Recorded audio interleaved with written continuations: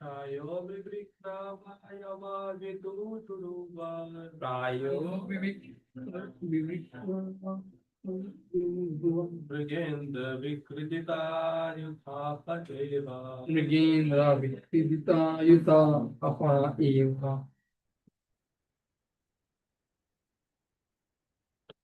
Mataris,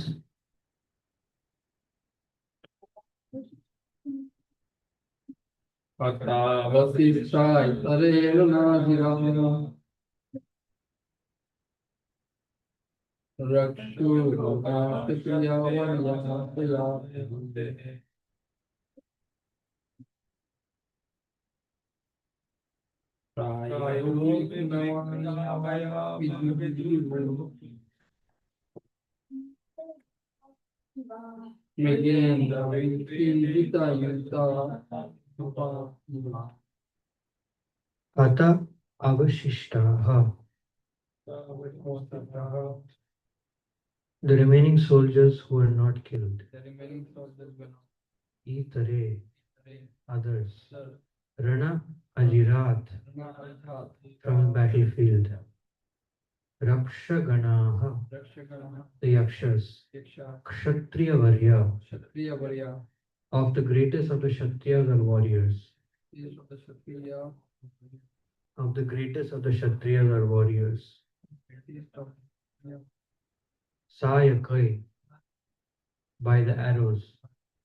Prayaha, mostly. Vivikrana, cut to pieces. Avayavaha, bodily limbs. Sorry, their bodily limbs. Vidudruho, fled. Mrigendra, by lion. Vikridita, being defeated. Yuthapaha, elephants. Iva, like.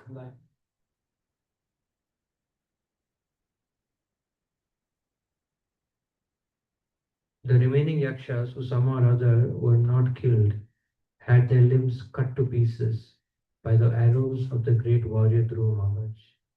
Thus they began to flee, just as elephants flee when defeated by a lion.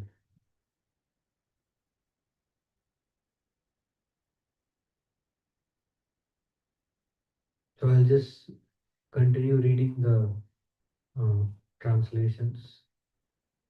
Dhruva Maharaj, the best of human beings, observed that in that great battlefield, not one of the opposing soldiers was left standing with proper weapons. He then decided to see the city of Alakapuri, but he thought to himself, no one knows the plans of the mystic Yakshas. In the meantime, while Dhruva Maharaj, doubtful of his mystic enemies, was talking with his charioteer, they heard a tremendous sound, as if the whole ocean were there, and they found that from the sky a great dust storm was coming over them from all directions. Within a moment, the whole sky was overcast with dense clouds, and severe thundering was heard. There was glittering electric lightning and severe rainfall. My dear fatherless Vidura, in that rainfall, there was blood, mucus, pus, stool, urine, and marrow falling heavily before Dhruva Maharaj, and there were trunks of bodies falling from the sky. Next, a great mountain was visible in the sky, and from all directions hailstones fell, along with lances, clubs, swords, iron, bludgeons, and great pieces of stone. Dhruva Maharaj also saw many big serpents with angry eyes vomiting forth fire and coming to devour him, along with groups of mad elephants, lions, and tigers. Then, as if it were the time of the dissolution of the whole world, the fierce sea with foaming waves and great roaring sounds came forward before him. The demon yakshas are by nature very heinous, and by their demonic power of illusion, they can create many strange phenomena to frighten one who is less intelligent. When the great sages heard that Dhruva Maharaj, when the great sages heard that Dhruva Maharaj was overpowered by the illusory mystic tricks of the demons, they immediately assembled to offer him auspicious encouragement. So this one is a purport. We'll read the verse also. Munaya uchu autanapad bhagvam stava sagrida sorry autanapad bhagvam stava shar gadanva Paala Bhagavan Tava Sharmatanva autanapad bhagvam stava sharangadhanva Pada Bhagavan Tava Sharanva devakshinoth avanatarti haro vipakshan Deva Manatarihan यन्नामधेयम् अभिधाय निशम्य चाद्धा यन्नामधेयम् अभिधाय निशम्य चाद्धा लोकोऽञ्जसा तरति दुस्तरम् अङ्गमृत्युम् लोकोऽञ्जसा तरति दुस्तरम् अङ्गमृत्युम्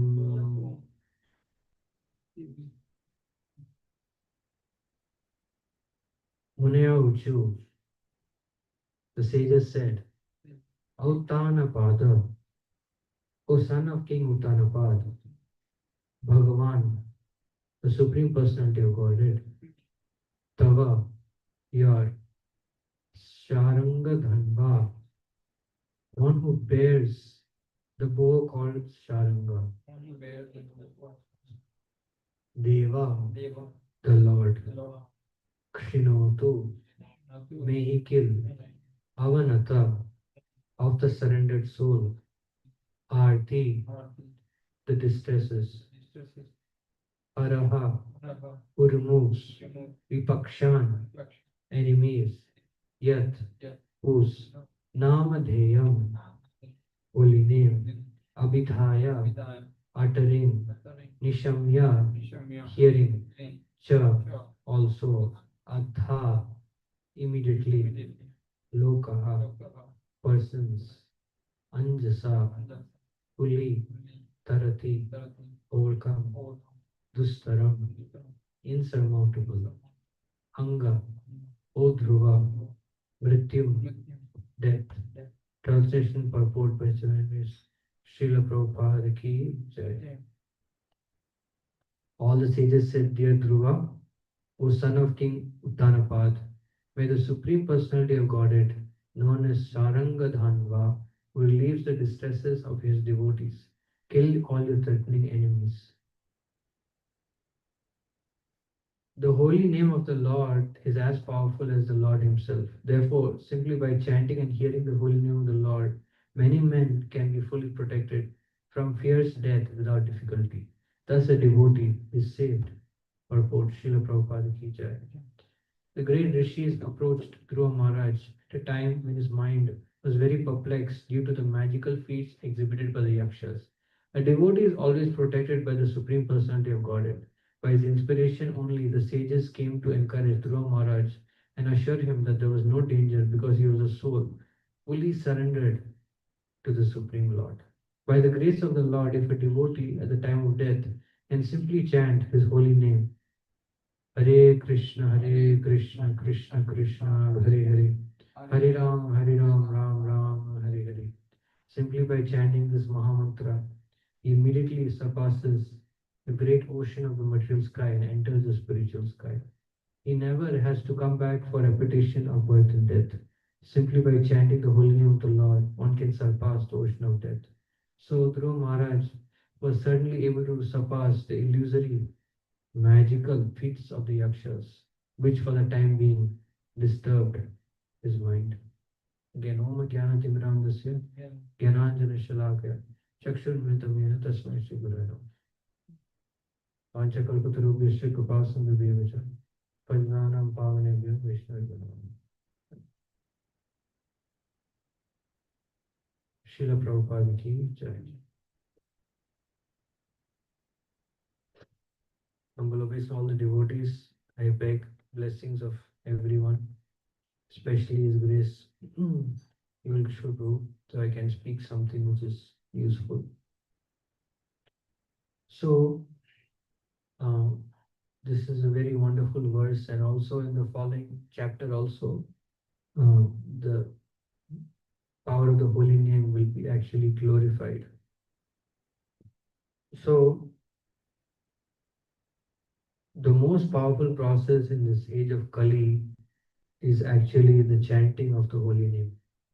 And even more powerful than individual chanting of the holy name is actually Sankirtan, where one congregationally chants, and that is actually the main uh, process of self realization in this age of Kali.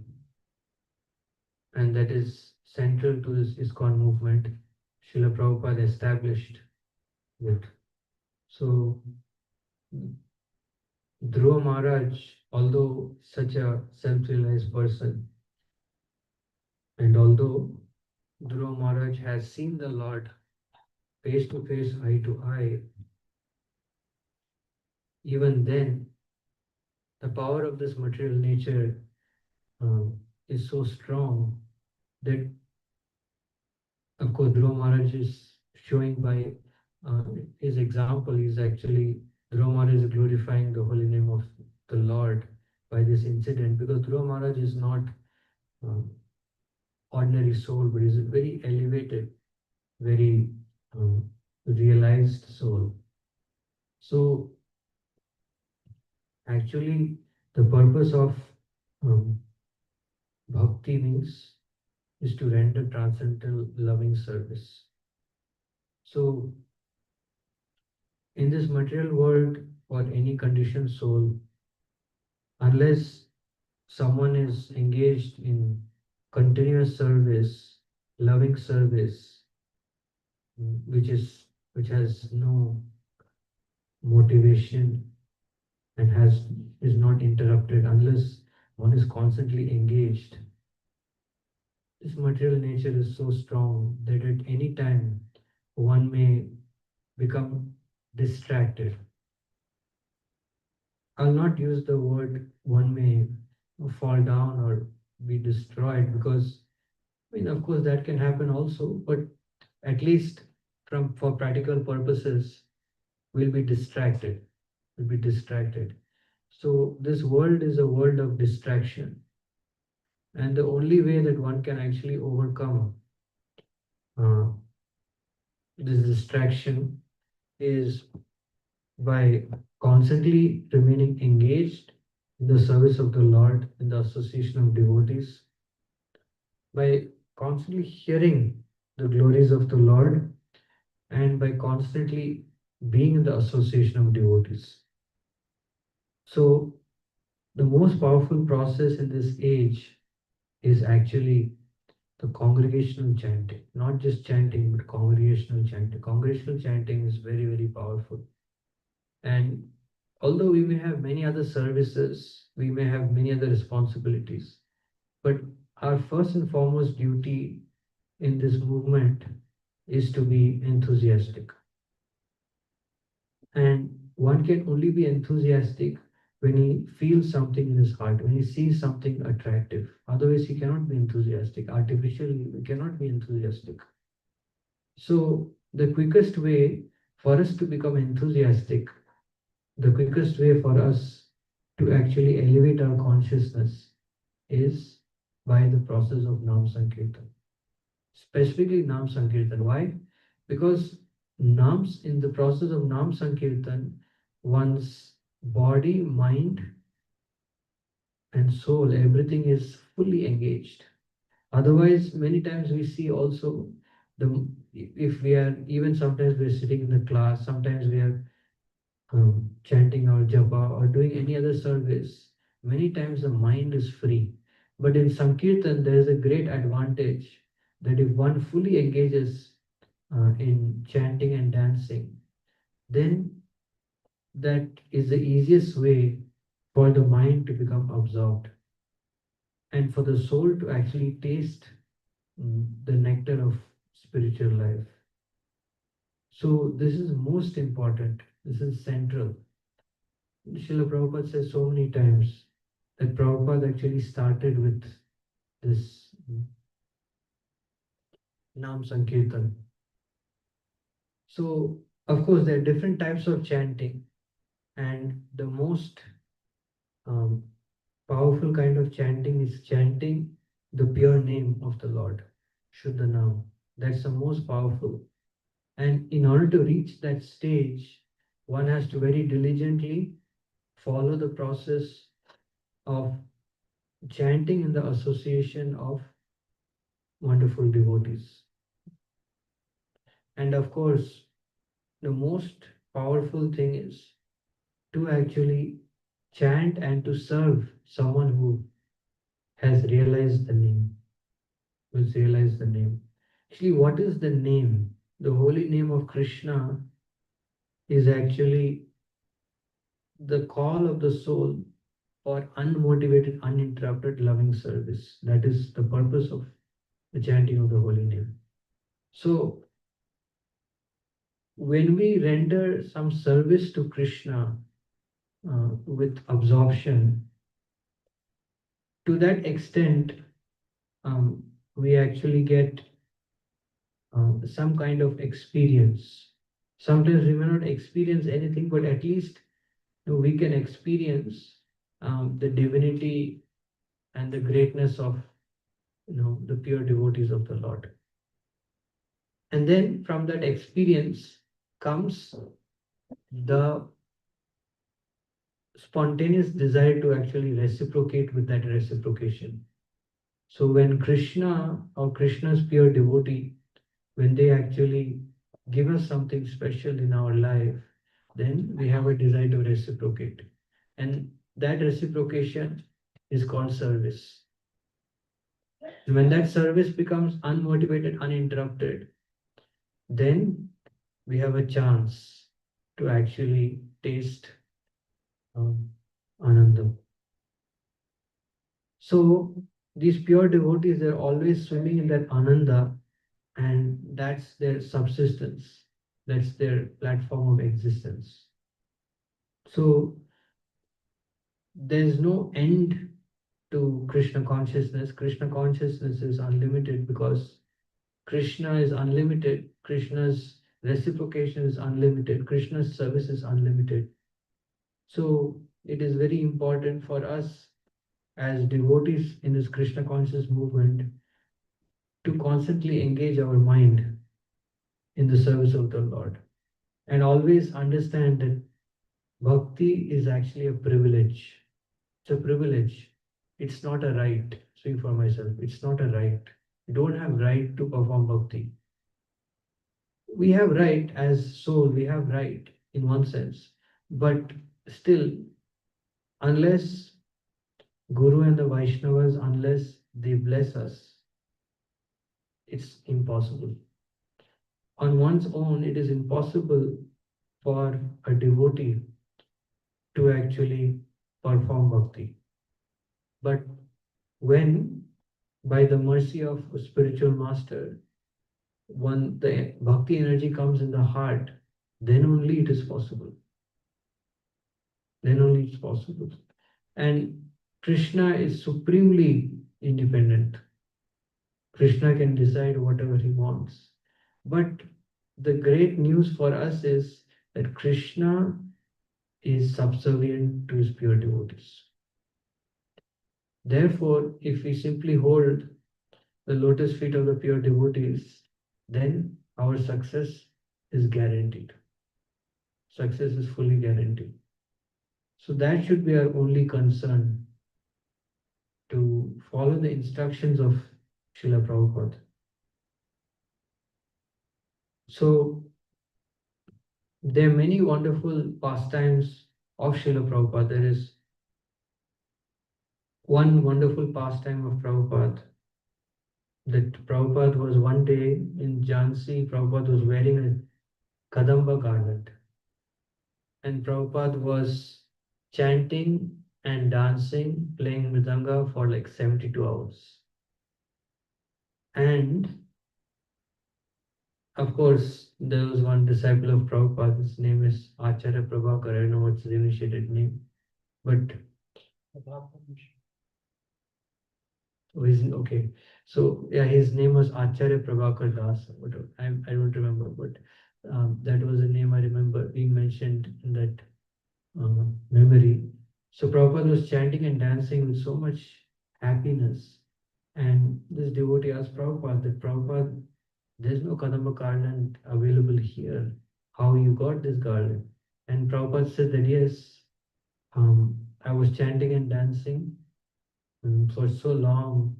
And Prabhupada said then Krishna appeared to me, and Krishna personally, gave me this garland, and I wanted to pay obeisances to Krishna, but before I could, Krishna disappeared.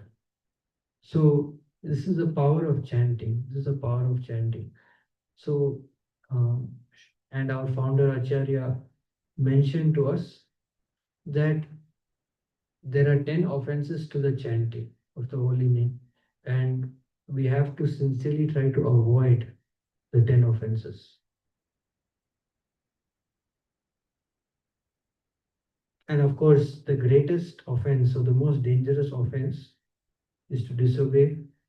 I mean, is to disobey the orders of the Guru and to consider the Guru to be an ordinary person, a mundane person. That is the greatest offense to the holy name. Because once you consider the Guru to be a mundane person, then you have no hope. So therefore, yeah, holy name is actually chanting of the holy name means manifestation of the service attitude. Manifestation of service attitude. So the more our service attitude is developed in our heart, then the more we can chant. We can chant with love and affection.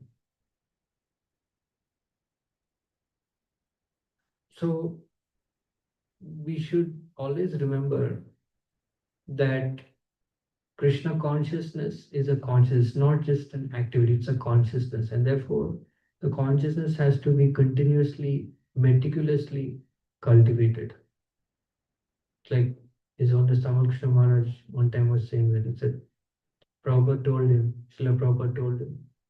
I mean, Prabhupada is giving a general instruction. Srila Prabhupada said, first be conscious, then be Krishna conscious. So first, we have to become conscious. And conscious means we have to become sensitive. Actually, how do we make offenses to devotees? The way we make offenses to devotees is, for example, I'm dealing with some um, I'm dealing with some senior devotee. So I'm dealing with him in a particular way, and dealing with him, and then some issue comes.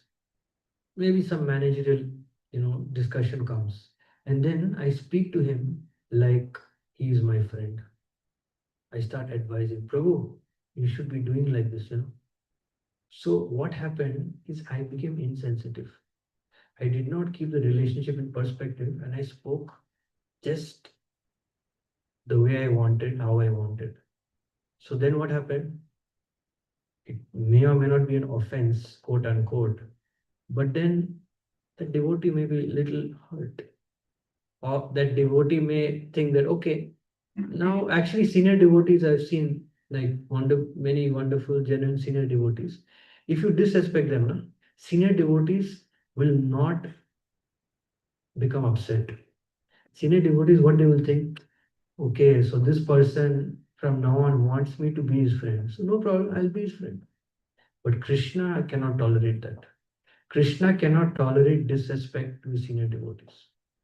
So therefore, we have to be very careful. What is my position? What is his position? It should be clearly defined. And we should not take liberty to say anything unless there is a lot of investment, there is trust, and it's appropriate to say. Like there is an there's a appropriate way to say everything. What to say, how to say, when to say. So I myself have made this mistake many times. So when we become insensitive in dealings, I mean, at the end of the day, we're trying to become devotees, pure devotees, and there are so many impediments, so many services. The mind is telling so many things. Sometimes the mind may become very, very agitated due to different reasons. But if we can somehow maintain the Vaishnava etiquette very carefully, then that will save one. And Vaishnava etiquette is not just doing for the sake of doing. It's not like a ritual, but there's a Vaishnava etiquette actually has a heart behind it, and the heart is we want to please that devotee.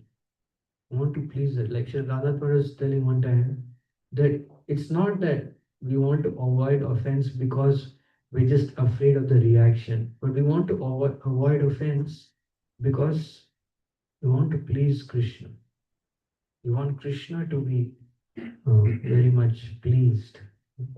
So sensitivity in dealings is very, very important. Sometimes we may have to sacrifice so many things to maintain a relationship. Sometimes, whatever. Sometimes we may have to own up our mistakes. Sometimes, things may be difficult, but a real devotee will maintain his sensitivity towards the senior devotees, towards his gurus under any circumstance, and that is a secret of getting their blessings. It's not that senior devotees want to see, or pure devotees or Prabhupada, they want to see us 100% perfect. They want to see that whether we're trying our best. And at the same time, they want to see that we're maintaining the proper mood as much as possible. I beg forgiveness from anyone online or offline if I committed any offense or I was insensitive. So, anyhow, so this is very important to our chanting. It doesn't matter who it is, whether it is our relative, it is our wife or husband, whoever it is. When we become insensitive, the heart becomes hard. And then it becomes very difficult to absorb in the chanting because you're using the same heart to connect to Krishna. So then naturally when the heart becomes hard, it becomes very difficult to connect through the holy name. And Krishna is really not different from his holy name. You can experience this. If you offend a devotee, you can really feel what is Krishna's reciprocation. So we have to act in such a way to melt the heart of great souls. And we can't melt the heart of great souls suddenly. Like we can't just put up a show before them because they see the mood, the genuineness. So actually, yesterday I was speaking in the Western class that Krishna is so genuine. Whatever Krishna does is 100% genuine. In this world, whatever people do is, I mean, generally is very fake, right? Like you go on the street and you ask someone how you're doing. Oh, I'm doing fantastic. I'm doing amazing. There cannot be a person who is doing better than me. So it's like everything is good. Like yesterday, I was distributing some flyers. It's one person, said, I don't want it. I said, why? No, I just don't want it. That's all. So people have become so hard-hearted that when even though they see Krishna or they hear about Krishna, their heart just never melts. So therefore, sensitivity in dealings is very helpful. And of course, chanting the association of great souls is very wonderful, very helpful. And the most important thing above everything is that our goal should be very clear. We should never sacrifice our connection to our goal. Should never sacrifice that. If we at all times we keep our goal very clear, that I want pure devotional service and I want to pursue pure devotional principles. If we keep this very clear in our mind, in our heart, then definitely, as time goes on, we can expect Krishna to give us causeless mercy. We can expect Sadhu to give us that causeless mercy. So actually, Srivas Ainda Prabhu says, pure chanting, it is looking like the devotees chanting, but actually it's Nam dancing. The holy name out of his own free will is dancing. So we have to convince the holy name. So yeah, this is very important. Prabhupada also recommends for good chanting. Prabhupada says, of course, early morning hours. Prabhupada says chanting in a place protected from material influence. And Prabhupada also says chanting notable prayers is also very helpful. Very helpful. Like Prabhupada gives some verses in Srimad Bhagavatam that are very helpful that we can chant. So yeah, as our service attitude becomes more and more spontaneous, we melt the heart of great devotees of the Lord, and we render humble. Yeah, this is most important. This Trinadapi Sunichena. This verse is very, very important. Trinad api, humbler than a blade of grass. So it's difficult. I fail many times, but sometimes even when we make a mistake, when we accept the mistake without giving any justification, that can be, you know, same as humbler than a blade of grass. Mm. And more tolerant than a tree. So tolerance, actually, it's not easy, but tolerance means before the external circumstance presents itself, you already understand what the internal circumstance is. So the mind is agitated. You understand, my mind is agitated. It's not that the situation is agitated, but the mind is already agitated. Because if mind is not agitated, mind is very peaceful. Even if situation is agitating, mind will not be agitated.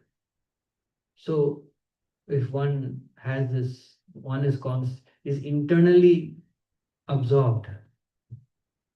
Like Srila Bhaktivedanta Maharaj says, like, we have to turn on the light in the room, and the room he was referring to the mind. So when you turn on the light in the room, then you see that there's so many things to clean in the room. And Maharaj said that when you see there's so many things to clean in the room, you're so busy cleaning your own room, definitely, you don't point fingers at someone else's room because you're busy cleaning your own room. So when you're conscious of the own mind, then naturally become uh, you don't become, even though you may become agitated, you may, but at least that agitation will not, you won't express that agitation in great further agitation. So that's tolerance. And then giving respect to others. So bhakti means to realize constantly, as much as well the mind, to whatever extent one can experience, one should always give respect to others. Respect to others, respect to others, service, respect to others, devotion, etc., etc. And yeah, demanding no respect. So demanding no respect is not easy. Expecting no respect is easy.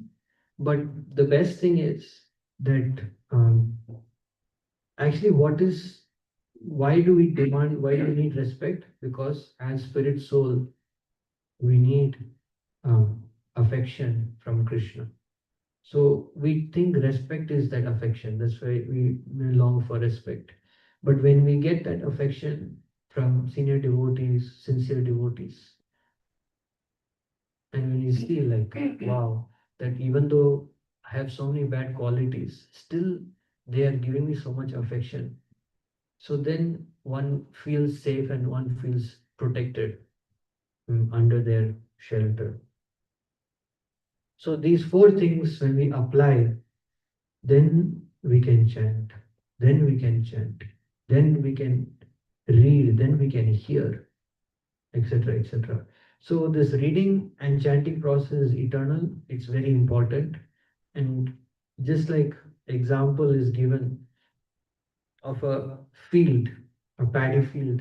So generally in a particular rainy season or particular season, the farmer, they cover the field to with water until a particular height to make sure that the weeds don't grow.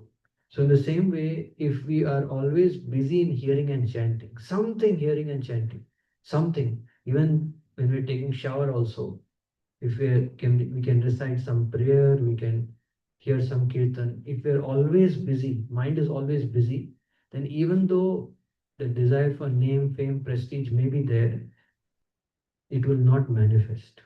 It will not manifest, and it will not disturb us. It will not disturb us. It will not stop our progress in bhakti. So yeah, it's a very, very important principle. So Prabhupada says in so many places, when Prabhupada speaks about remembering Krishna, Prabhupada says to chant the holy name. So one has to have that faith, you know. Actually, all we need to make progress is unflinching faith. If you have unflinching faith, nothing can stop you. Yesterday I was hearing also, Prabhupada told one devotee, actually we should hear Prabhupada memories. It's very important because actually Prabhupada's life helps us to become attached to Prabhupada's teachings. So Prabhupada said, told one devotee that Prabhupada said, my heart is the printing press. And Prabhupada said that when you're reading, Prabhupada said, make sure you understand each word and don't go to the next line unless you've understood everything you've read so far. So, sorry, yeah, unless you've understood everything that you have read so far, Prabhupada said, don't go to the next line. So,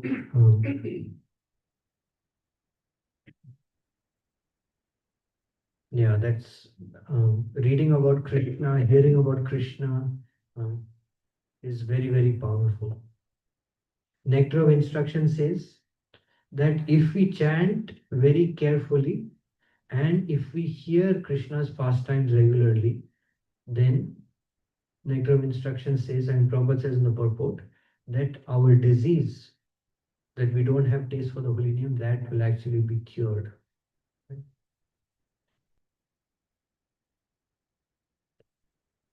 So yeah, these are some points about chanting, and of course, here it's mentioned about surrendered soul. So surrender is very important. What is surrender? Surrender means, first of all, we have to realize that pure devotional service is our only goal of life. Like Prabhupada quotes the story of Kulavechar Sridhar, and how Kulavechar Sridhar, he was living such a simple life, such a, you can say, living a life of poverty, that even though he had very little in his life, he had very little money, but he was so enthusiastic, he was so determined, he was so dedicated to his spiritual practice. And it's mentioned that Kolavechar Sridhar had so many holes in his dhoti that he was so poor he couldn't afford another dhoti, and he used to tie the you know he used to tie knots in the dhoti, and yeah, he was living a very, very, very, very simple life. But because his goal was so he was so attracted to his goal, and because he achieved such a high taste for chanting that he could not stop chanting. And as a result of that, Mahaprabhu personally used to spend so much time with him. And Kolavechar Sridhar attained such a state that when Mahaprabhu offered him so many ways to actually um, enjoy, go back to Godhead become rich. Kolvechar Sridhar said, "My Lord, I don't need anything. I just want to practice pure devotional service." So that is the life of a devotee. A devotee, a real devotee of the Lord, doesn't expect anything from the Lord. I mean, this is not my realization, but Prabhupada, recently I was hearing Prabhupada said that even if someone wants to be freed from this material entanglement, I mean, this is Prabhupada. Prabhupada said that is also not pure.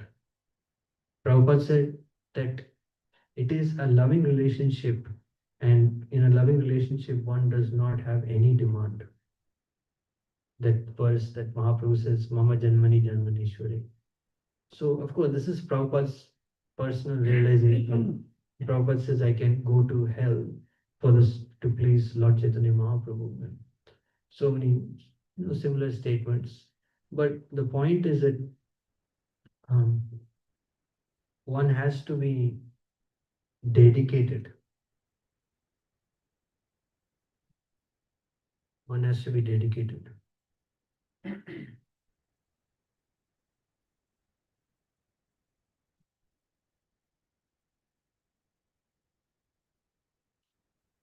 And the last point about the holy name. The holy name of the Lord is, of course, not different from the Lord, but also the holy name of the Lord is more merciful than the Lord. So, therefore, um, more and more we can absorb our mind in the glories of the holy name. More and more we can absorb the mind in the glories of the holy name. More and more, yeah, we can become connected, heart of hearts, to a pure devotee who actually constantly chants the holy name. Then, by becoming attached to a pure devotee who constantly chants, then one day we can also hope to constantly chant. Just like sometimes, fortunate day when we wake up in the morning and some kirtan, some tune goes in the mind, and we remember that kirtan. So that means that the previous impression of that kirtan has registered in our subtle body, and that is coming back to memory. So if we have enough such imprints of pure devotional service recorded, imprinted on our subtle mind, subtle memory, then there is a good chance that we can always remember Krishna or things related to Krishna. So bhakti is not easy, but when we become very deeply connected to a pure soul, a pure devotee of the Lord, that attachment can keep pushing us, keep encouraging us, pushing us forward more and more and more.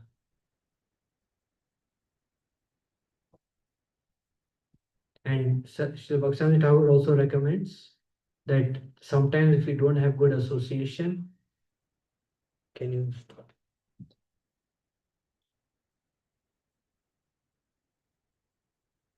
Yeah, please hold on. So if we don't have good association, reading Chaitanya Charitamrita is highly recommended. So yeah, that's what I wanted to speak today. Please forgive me if I spoke anything inappropriate or offensive. वाञ्छकल्पतरुभ्यश्च कृपासिन्धुभ्यो च पतितानां पावनेभ्यो वैष्णवेभ्यो अन्तकोटि वैष्णवदिग्गज शिल प्रभुपाद की जय. Yeah. Very nice, love. Prabhu, you said that Srila Prabhupada recommending some verses, prayers to chant, to improve chanting. Can you send that? Yeah, there is one verse I remember. It's called Nivritta Tarshe Bhagiya Manat Bhav. You can look that up. Yeah, I'll share with you. Yeah. And now I have two questions. We have Right. time for two questions. First, let's see online. Online, anyone has any question or comment?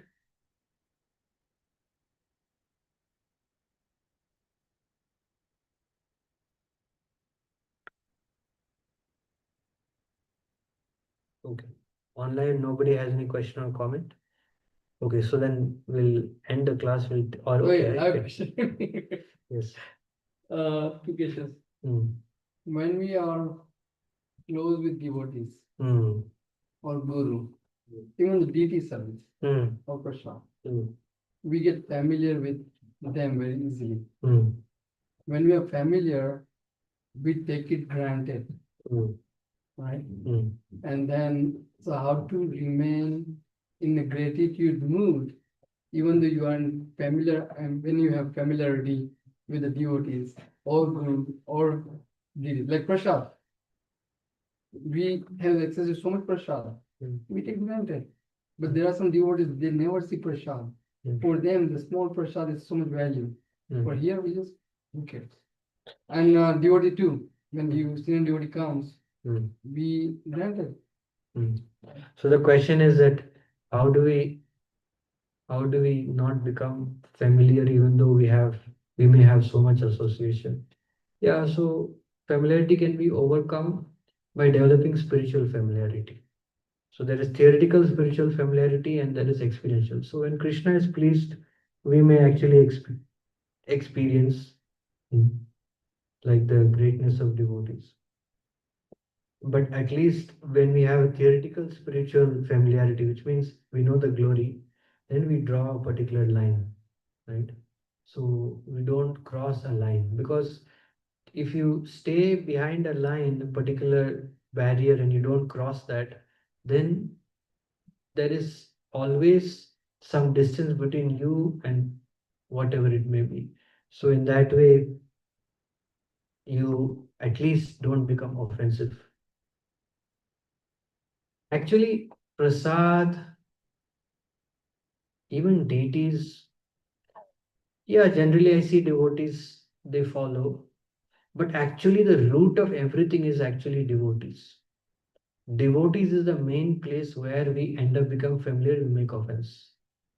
So with devotees of the Lord, if we follow very proper etiquette, we don't pass unnecessary comments, we don't, yeah, like certain things we don't, and that really helps. And it all starts from senior devotees.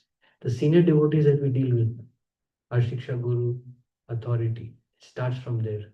If we can maintain very humble and very reverential mood towards them, and never cross the line and pass a comment or speak, then that will help us to maintain that same thing with other devotees. And if we can maintain that for devotees, then devotees will save us from, will help us to, avoid familiarity with everything else.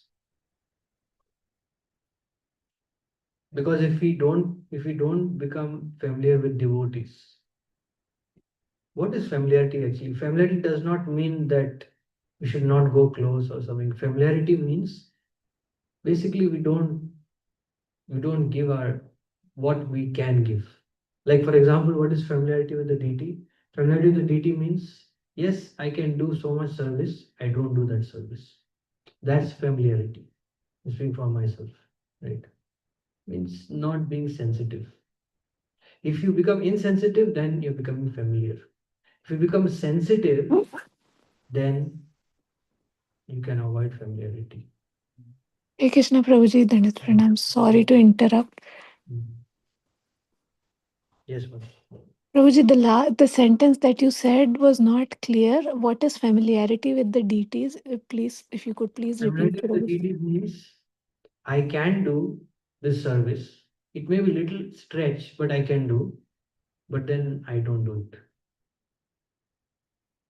I'm speaking for myself. So I can do this service. It is possible. It may be little stretch for me, but I don't do. So, like, yeah.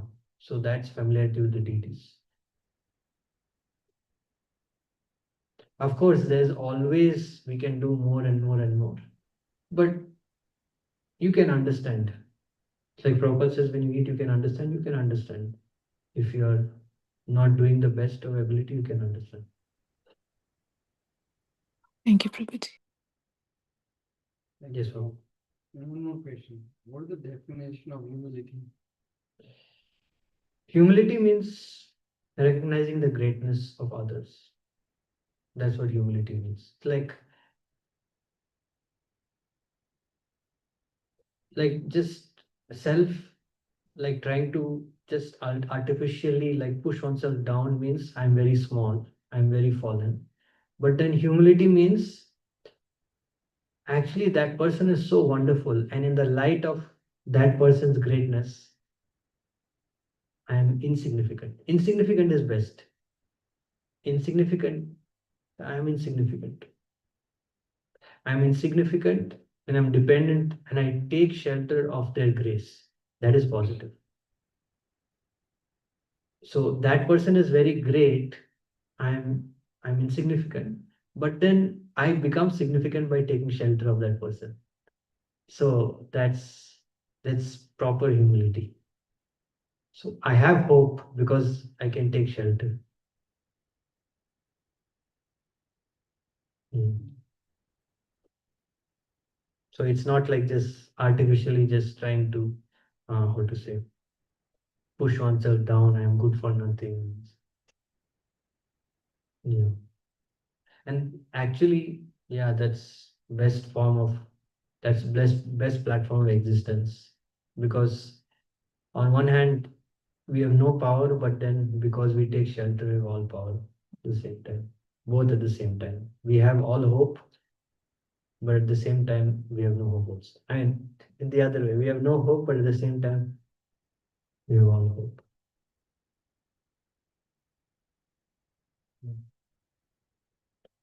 But yeah, the highlight of if you want to chant very nicely, the most important thing is yeah, our relationship with devotees. One time is when Bhakti Rasan Sagar Maharaj mentioned this point.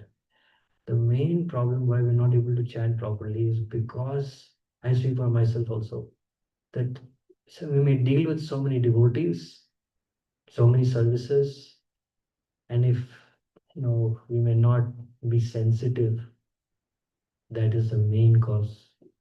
Yeah, the main cause of the problem. Anyways, please forgive me if I spoke. Hare Krishna, Prabhuji, Dandavat Pranam. Yes. Prabhuji, last line you said that those who don't have association, they should read Chaitanya Charitamrit. Means, what does that mean? Yeah, read Chaitanya. I mean, I'm saying like sometimes if devotees are not able to take powerful association of devotees, Srila Bhaktivinoda Thakur mentioned to read Chaitanya Charitamrita. Yeah, so you can open Chaitanya Charitamrita and read that book. And one time, actually, my consciousness was very low. Actually, when I was reading, my consciousness is not good. And I just opened Chaitanya Charitamrita. I was reading for half an hour. Immediately, I saw like consciousness lifted. So Chaitanya Charitamrita is very powerful because Chaitanya Charitamrita is speaking about prema bhakti only, nothing else. And basically, the expressions of prema in every part of CC, Chaitanya Charitamrita. That's why actually of all the scriptures, it is the topmost. All the essential verses of Bhagavatam, Bhagavad Gita, everything is there in Chaitanya Charitamrita. So yeah, it's very powerful book. So, Prabhuji, before starting Chaitanya Charitamrit, like we should do some preliminary studies, like because forgive me, but because I have never from everywhere I heard that Chaitanya Charitamrit is very difficult to understand. Mhm. So prior to that, I mean, for those persons who don't accept Lord Chaitanya as Supreme Personality of Godhead, it is difficult to understand. But if we accept Lord Chaitanya as Supreme Personality of Godhead, then it is, yeah, it's difficult to understand. But the purpose of reading is not to understand. The purpose of reading is to relish, is to nourish ourselves. Like even when you read Bhagavad Gita, we theoretically understand, but then it's difficult to realize it. So, yeah, but it's like one time, I'll just end with this, it's very late. So, was speaking uh, in one purport, is one as Devamrit Maharaj said, he's speaking about the Mahabhava Srimati Radharani. So, Prabhupada said, how can we understand this? We're like, Prabhupada said, just read again and again. Chaitanya Charitamrita, Prabhupada said, just keep reading again and again, Prabhupada. You'll realize everything. So, One more last question. You said that not to expect respect from others, yeah. not to demand respect. What is the difference? Demand and expect. Yeah, expect means is a kind of a passive way. Demand is aggressive way. So, yeah. Expecting respect means thinking in the mind. Demanding means, hey you, Out loud. what are you doing? Who do you think you are? Give it.